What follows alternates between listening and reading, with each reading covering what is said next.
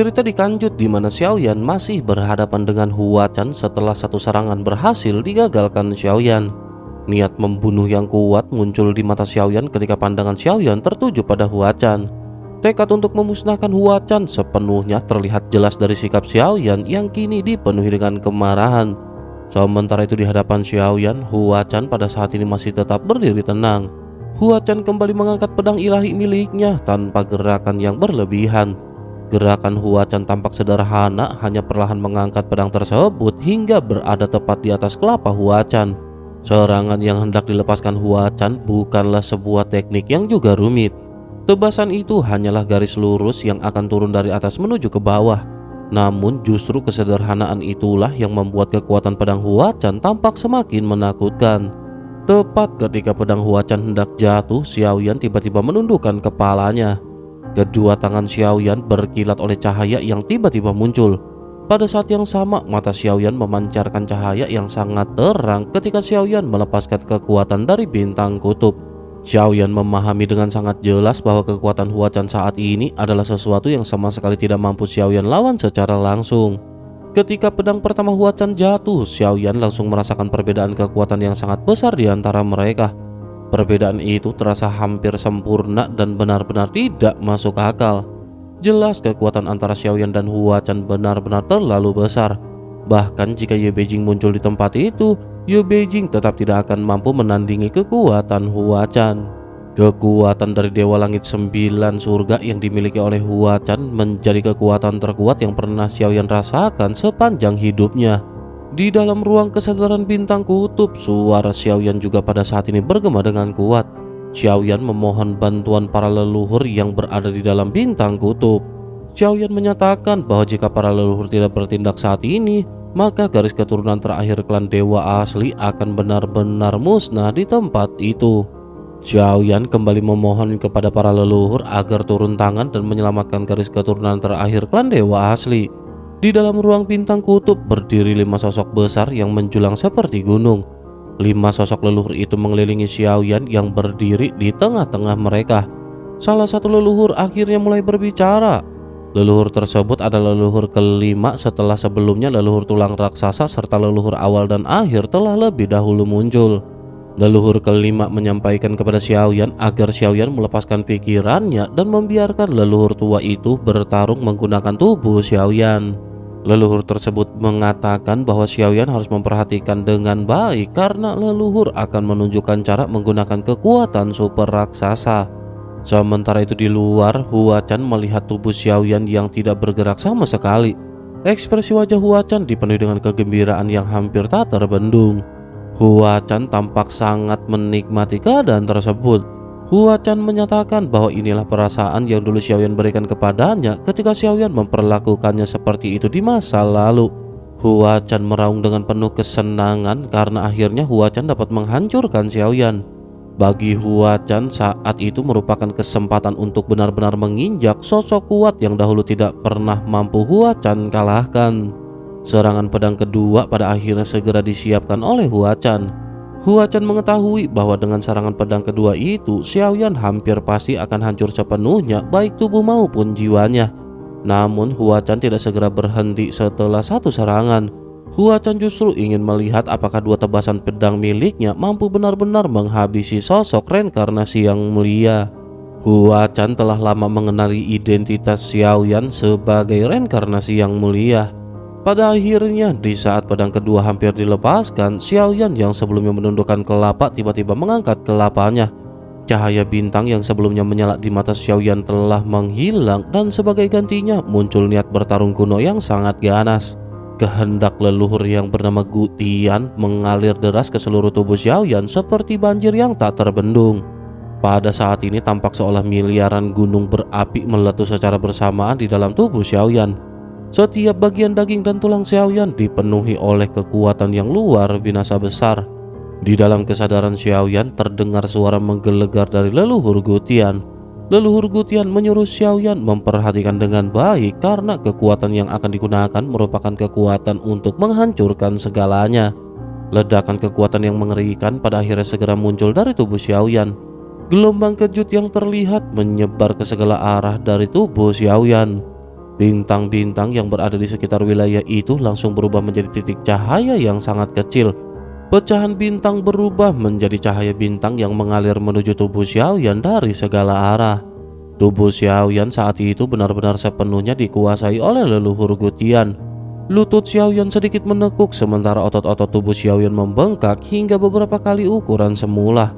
Urat-urat biru gelap muncul di permukaan kulit Xiaoyan dan menggeliat liar seperti ular hidup. Petir merah menyambar dengan ganas di sekitar tubuh Xiaoyan. Xiaoyan pada saat ini membesar dengan sangat cepat hingga mencapai jutaan kaki, kemudian puluhan juta kaki, seolah-olah tubuh tersebut mampu memenuhi seluruh kehampaan. Namun dalam sekejap ukuran tubuh Xiaoyan pada akhirnya kembali normal. Petir merah yang sebelumnya menyambar berubah menjadi petir berwarna emas. Perlahan Xiaoyan mengangkat lengan kanan dan jari-jari tangan Xiaoyan terbuka lebar. Xiaoyan sama sekali tidak menghindari serangan yang datang dari lesatan serangan Huacan. Xiaoyan langsung meraih cahaya pedang yang sedang membelah alam semesta hingga akhirnya pedang Huacan benar-benar terjatuh. Cahaya pedang tersebut kini tidak lagi berbentuk garis lurus yang sederhana. Cahaya itu berubah menjadi aliran abu-abu yang membelah seluruh kehampaan. Di setiap tempat yang dilalui pedang itu, ruang kehampaan tampak tidak mampu menahan kekuatannya dan langsung hancur seperti dimusnahkan. Huacan tiba-tiba merasakan sesuatu yang aneh dari Xiaoyan. Aura Xiaoyan telah berubah sepenuhnya dan aura itu membuat Huacan mengingat kenangan yang tidak menyenangkan. Benturan yang sangat mengerikan segera terjadi dan itu bukan sekedar benturan antara logam dengan logam. Benturan itu melainkan seperti tabrakan bintang yang membalik lautan eksistensi. Telapak tangan Xiaoyan yang dipenuhi dengan busur petir emas dan energi kacau kuno dengan kuat mencengkram bilah pedang abu-abu milik Huacan. Di satu sisi terdapat cahaya pedang yang mampu menghancurkan dunia. Energi pedang abu-abu membawa kehendak murni untuk mengakhiri segala sesuatu. Ruang di sekitar energi pedang terus runtuh membentuk celah gelap yang menelan semua yang ada. Di sisi lain terdapat tangan raksasa Xiaoyan yang otot-ototnya menonjol seperti naga melingkar. Permukaan tangan itu dipenuhi dengan kilatan petir emas. Setiap aliran darah di dalam tangan itu meledak dengan kekuatan dewa purba yang sangat besar. Energi kacau berputar di sekitar tangan tersebut seolah mampu menekan keabadian. Di titik pertempuran antara telapak tangan dan pedang, ruang itu sendiri berubah menjadi massa yang kacau. Waktu dan ruang kehilangan makna dan yang tersisa hanyalah benturan kekuatan murni.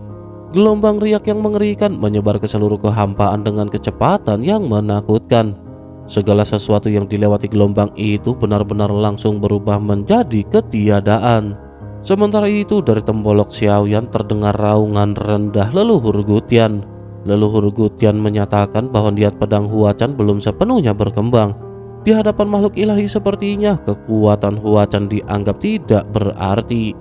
Tangan raksasa Xiaoyan yang mencengkram pedang tiba-tiba mengerahkan kekuatan yang jauh lebih besar. Setiap buku jari meledak dengan suara retak yang sangat keras. Kekuatan fisik murni yang mengalir di dalam telapak tangan Xiaoyan dilepaskan tanpa keraguan. Suara retakan mengguncang alam semesta dan yang retak bukanlah ruang. Yang retak adalah niat pedang Huacan yang sebelumnya mampu menghancurkan segalanya. Pada saat ini tangan daging Xiaoyan benar-benar menghancurkan niat pedang Huacan dengan kekuatan cengkraman yang mengerikan. Senyum mengejek yang sebelumnya menguasai wajah Huacan juga langsung membeku. Mata Huacan dipenuhi dengan ketidakpercayaan karena Huacan merasakan sendiri bahwa niat pedangnya yang mampu membelah alam semesta justru seperti menghantam gunung suci kuno. Kekuatan itu bukan berasal dari teknik bertarung ataupun kekuatan hukum. Kekuatan tersebut murni berasal dari kekuatan fisik yang sangat mengerikan dari garis keturunan Xiaoyan. Huacan pada akhirnya merasa sedikit tertarik. Huacan bertanya-tanya di mana kekuatan fisik tersebut berasal dan bagaimana Xiaoyan bisa memiliki garis keturunan dewa asli. Huacan bahkan merasa bahwa garis keturunan Xiaoyan jauh lebih murni dibandingkan dengan garis keturunan dewa asli yang pernah Huacan tangkap sebelumnya. Bagi Huacan, ras yang hampir punah seperti itu justru sangat menarik untuk dipelihara dalam penangkaran. Ketertarikan Huacan pada akhirnya berubah menjadi kegembiraan yang semakin besar karena sudah sangat lama Huacan tidak merasakan sensasi pertempuran seperti itu. Sementara itu di dalam kesadarannya Xiaoyan berkomunikasi dengan leluhur Gutian. Xiaoyan menanyakan berapa lama kekuatan tempur ini dapat dipertahankan. Xiaoyan juga menyatakan bahwa akan lebih baik jika mereka memanfaatkan kekuatan tersebut untuk segera pergi daripada berlama-lama bertarung. Meskipun tubuh Xiaoyan sedang dikuasai oleh leluhur Gutian, Xiaoyan masih dapat melihat seluruh pemandangan di luar. Sementara itu leluhur Gutian menanggapi dengan suara keras bahwa Xiaoyan tidak perlu merasa takut dan menanyakan apakah Xiaoyan tidak percaya kepada leluhurnya sendiri. Setelah itu sosok leluhur Gutian yang mengendalikan tubuh Xiaoyan tiba-tiba melesat maju dengan kecepatan luar binasa dan memperlihatkan niat yang jelas untuk menghabisi Huacan. Xiaoyan mengerutkan kening dan menyadari bahwa dirinya tampaknya harus menghentikan Gutian. Namun di dalam hati Xiaoyan masih menyimpan keraguan besar. Meskipun leluhur Gutian telah menunjukkan kekuatan tempur yang sangat menakjubkan, keyakinan Xiaoyan tidak pernah benar-benar terbentuk. Situasi yang terjadi sebelumnya justru jelas memperlihatkan perbedaan kekuatan yang sangat besar. Serangan pedang pertama Huacan telah menghancurkan pedang ilahi pembelah langit milik Xiaoyan dengan mudah. Jika saat itu Xiaoyan tidak memiliki murka akhir, maka kesempatan untuk bertahan hidup sudah lama menghilang. Serangan pedang kedua dari Huacan kembali turun dengan kekuatan yang sama mengerikannya. Namun pada saat itu kekuatan leluhur Gutian muncul dan membantu Xiaoyan menahan serangan tersebut. Kejadian itu sempat memberikan ilusi bahwa Xiaoyan masih memiliki peluang untuk melawan. Di permukaan tampak seolah Xiaoyan masih mampu menghadapi Huacan. Tetapi Xiaoyan segera menyadari sesuatu yang jauh lebih menakutkan. Dua serangan pedang yang begitu menghancurkan itu tampaknya dilepaskan Huacan secara santai tanpa usaha berarti. Bahkan yang lebih buruk lagi, Xiaoyan merasakan bahwa tindakan Huacan seperti sebuah ejekan yang sengaja dipertontonkan. Huacan tampaknya menikmati proses mempermainkan lawannya dalam pertempuran. Kesadaran ini membuat pikiran Xiaoyan bekerja dengan sangat cepat. Dalam waktu singkat, berbagai kemungkinan berkelebat di benak Xiaoyan. Xiaoyan memahami bahwa klon miliknya dan roh dewa asli mungkin sedang berada dalam bahaya besar. Xiaoyan tidak bisa sepenuhnya bergantung kepada leluhur Gutian dan Xiaoyan harus melakukan tindakan. Kesimpulan itu pada akhirnya membuat Xiaoyan mengambil keputusan cepat. Xiaoyan harus mencari cara untuk melarikan diri dengan cerdik. Sebelum leluhur kuno benar-benar menguasai tubuh fisik Xiaoyan dan bertarung tanpa kendali, Xiaoyan segera memindahkan menara pemurnian bersama dengan asal api serta asal petir ke dalam klon jangkrik emas.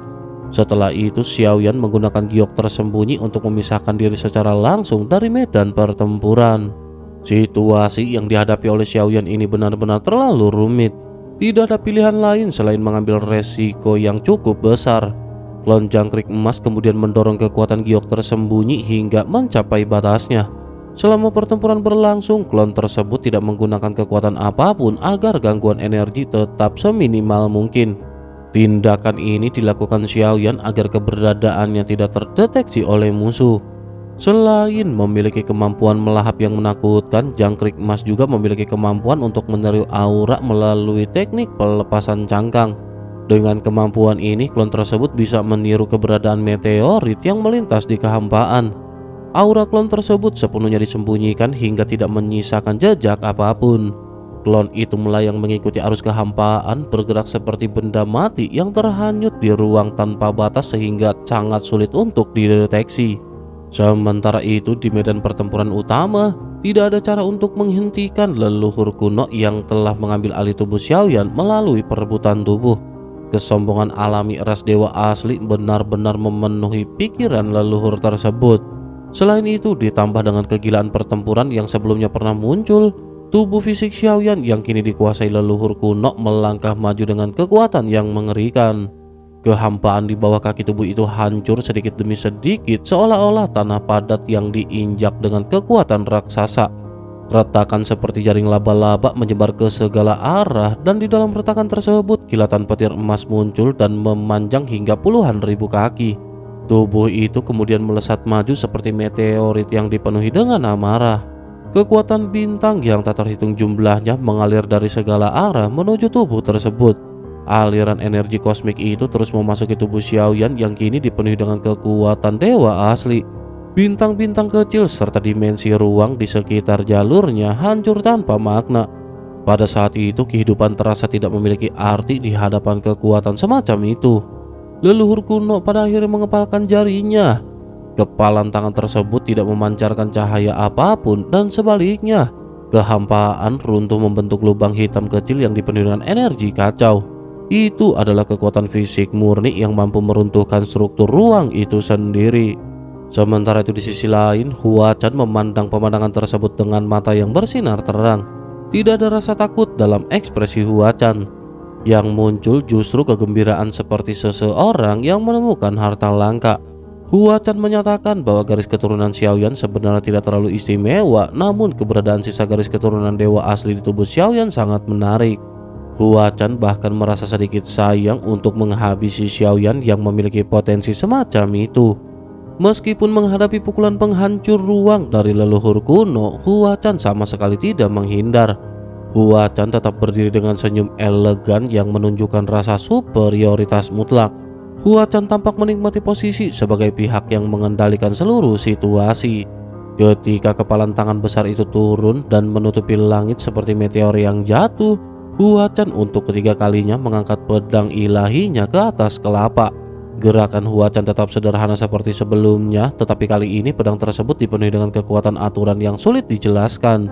Pedang itu tidak memancarkan cahaya terang. Sebaliknya, aura pedang berwarna abu-abu yang membusuk menyebar perlahan. Ruang yang tersentuh ujung pedang tidak lagi terkoyak ataupun hancur. Segala sesuatu justru menghilang seolah berubah menjadi ketiadaan absolut. Huachan menyatakan bahwa serangan tersebut adalah pedang ketiga yang disebut kembali ke ketiadaan. Suara Huachan terdengar tenang seperti air yang tenang namun mengandung ketidakpedulian yang mampu menghancurkan segalanya. Kepalan tangan leluhur kuno yang membawa kekuatan dewa asli pada akhirnya kemudian bertabrakan dengan batas kehampaan yang tercipta oleh cahaya pedang tersebut. Bayangan kepalan raksasa memenuhi kehampaan seperti mampu menghancurkan gugusan bintang. Namun energi pedang abu-abu itu menghancurkan bayangan tersebut secara diam-diam seperti es yang mencair. Kekuatan kepalan yang begitu dahsyat terbelah dengan mudah. Kulit di tubuh Xiaoyan yang berkilau dengan petir emas pecah sedikit demi sedikit seperti kaca yang rapuh. Leluhur kuno pun mengeluarkan raungan yang berubah menjadi jeritan ketidakpercayaan. Pada saat yang sama, tubuh asli Xiaoyan yang berada bersama dengan Dewa Bangau tiba-tiba berhenti. Xiaoyan merasakan ketakutan yang datang dari garis keturunan tubuh fisiknya sendiri yang sedang hancur. Tingkat kekuatan Huachan jauh melampaui batas yang dapat ditahan tubuh tersebut. Daging dan darah meledak ke segala arah. Darah emas yang mengandung energi menakutkan tersebar di kehampaan saat tubuh fisik Xiaoyan runtuh perlahan di bawah energi pedang abu-abu. Sementara itu, leluhur kuno menyatakan bahwa dirinya terlalu ceroboh karena melupakan perbedaan garis keturunan. Leluhur kuno mengakui bahwa jika bukan karena hal itu, serangan tadi mungkin sudah berhasil menghancurkan lawan. Xiaoyan merasa tidak berdaya melihat keadaan tersebut. Bahkan leluhur kuno yang begitu kuat tampaknya tidak dapat diandalkan sepenuhnya. Leluhur kuno menyatakan bahwa dirinya benar-benar telah melakukan yang terbaik. Selanjutnya, teriakan pilu pun muncul di dalam kedalaman jiwa Xiaoyan. Klon yang diciptakan melalui pil ibu anak yin yang sebenarnya bukan kerugian besar jika menghilang. Namun klon dewa asli dan klon jangkrik emas merupakan kekuatan yang sangat langka bagi Xiaoyan. Jika kedua klon itu hancur, maka kekuatan Xiaoyan akan mengalami pukulan besar. Selain itu, menara pemurnian juga akan terungkap ketika klon tersebut musnah. Xiaoyan sebenarnya telah memperkirakan kemungkinan menghadapi musuh kuat. Namun Xiaoyan tidak pernah membayangkan bahwa Xiaoyan akan bertemu dengan sosok sekuat Huachan. Di tengah situasi genting itu, sebuah cahaya dingin tiba-tiba melesat dari udara. Tangan Xiaoyan secara naluriah terulur dan menangkap sebuah tombak panjang yang muncul di telapak tangannya. Senjata tersebut adalah tombak penghancur bintang. Leluhur Gutian segera mengenali tombak itu sebagai senjata ilahi milik klan dewa asli dan menyatakan bahwa waktu kemunculannya sangatlah tepat. Pandangan Xiaoyan pada akhirnya tertuju pada kelompok budak pedang di belakang Huachan. Di antara mereka, Xiaoyan pada saat ini juga melihat Chu Jiangye. Pemandangan itu membuat pikiran Xiaoyan seketika bergetar hebat. Xiaoyan mulai mempertanyakan apakah semua peristiwa yang terjadi di Shenxi sebenarnya merupakan rencana pembunuhan yang dirancang Huachan sejak awal. Namun Xiaoyan segera menyadari bahwa jika semua itu benar-benar rencana Huachan, maka tidak ada peluang bertahan hidup sejak awal. Xiaoyan kemudian mempertimbangkan kemungkinan lain bahwa Chu Jiangye mungkin tertangkap selama pengejaran dan dipaksa menjadi budak pedang oleh Huachan. Segala kemungkinan pada saat ini bisa terjadi. Tetapi Xiaoyan telah membuat langkah terakhir dengan memindahkan menara pemurnian, kekuatan asal, serta cincin penyimpanan ke dalam klon jangkrik emas. Jika tubuh ini benar-benar tidak dapat diselamatkan, maka Xiaoyan tidak memiliki pilihan lain selain mengorbankan bagian tertentu demi menyelamatkan inti kekuatannya. Ketidakpastian masih menyelimuti keadaan di hadapan Xiaoyan. Xiaoyan sendiri tidak dapat memastikan apakah Huachan telah menyadari sesuatu atau tidak. Dari aura yang dirasakan Xiaoyan, kekuatan jiwa Huachan terasa sangat kuat, bahkan jauh melampaui kekuatan jiwa miliknya. Dengan perbedaan kekuatan seperti itu, Xiaoyan memahami bahwa segala rahasia yang tersembunyi kemungkinan besar tidak akan mampu bertahan lama jika Huachan benar-benar berniat untuk menyelidikinya. Keberadaan klon jangkrik emas miliknya masih menjadi tanda tanya besar. Xiaoyan tidak mengetahui apakah Huachan telah menyadari perbedaan klon tersebut atau belum. Dalam kondisi yang penuh tekanan itu, Xiaoyan menggenggam erat tombak penghancur bintang. Meskipun senjata ilahi itu berada di tangan Xiaoyan, Xiaoyan mengerti dengan sangat jelas bahwa tindakan apapun yang dilakukan saat ini, hal itu hanya akan menjadi perlawanan sia-sia. Hal itu dikarenakan kesenjangan kekuatan antara dirinya dan Huachan benar-benar terlalu besar. Sebelumnya, Xiaoyan tidak akan membiarkan Huachan menangkapnya karena seluruh rahasia penting berada pada klon tersebut. Namun keadaan kini telah berubah. Klon jangkrik emas sudah berhasil melepaskan cangkangnya dan bersembunyi. Dengan keadaan itu, Xiaoyan memahami bahwa satu-satunya cara untuk bertahan hidup adalah dengan berpura-pura menyerah dan memohon belas kasihan. Pada awalnya, Xiaoyan mencoba mengerahkan semangat bertarung miliknya. Tombak bintang penghancur di tangannya terangkat. Xiaoyan seolah-olah hendak menggunakan senjata tersebut untuk melawan. Sebuah suara bahkan sempat keluar dari tembolok Xiaoyan seolah ingin menunjukkan bahwa Xiaoyan masih memiliki niat untuk bertarung melawan Huachan. Namun sebelum kalimat itu selesai diucapkan, semangat bertarung di mata Xiaoyan perlahan menghilang. Tubuh Xiaoyan pada akhirnya kembali tenang seolah semua perlawanan telah padam. Dalam keadaan menghadapi bahaya kematian yang begitu dekat, Xiaoyan akhirnya menyatakan keinginannya untuk menjadi seorang alkemis di bawah Yang Mulia 9 surga. Ucapan itu pada dasarnya merupakan permohonan belas kasihan agar Huachan tidak langsung menghabisinya. Energi pedang yang dingin sebelumnya hampir saja menghancurkan tubuh Xiaoyan sepenuhnya. Dalam keadaan seperti itu, tombak penghancur bintang tidak lagi memiliki arti. Xiaoyan memahami bahwa segala bentuk perlawanan hanya akan berujung pada kematian tanpa adanya makna. Permohonan yang diucapkan Xiaoyan bukan karena Xiaoyan benar-benar ingin menyerah sepenuhnya. Tindakan tersebut sesungguhnya hanyalah strategi sementara demi bertahan hidup. Saat ini tubuh utama Xiaoyan masih berada di dalam perjalanan di Gunung Ilahi Hunyuan. Kultivasinya belum selesai dan perjalanan tersebut tidak mungkin diselesaikan dalam waktu dekat. Oleh karena itu, prioritas Xiaoyan saat ini hanyalah memastikan bahwa klon jangkrik emas dapat melarikan diri tanpa cedera. Sementara itu, tatapan Huachan kemudian menyapu tubuh Xiaoyan dengan perlahan. Tatapan itu terasa seperti sedang menyelidiki setiap bagian tubuh dan jiwa Xiaoyan. Namun Xiaoyan memilih untuk tidak melakukan perlawanan sedikit pun. Huachan kemudian menyatakan bahwa Xiaoyan cukup bijak karena mengetahui kapan harus menyerah.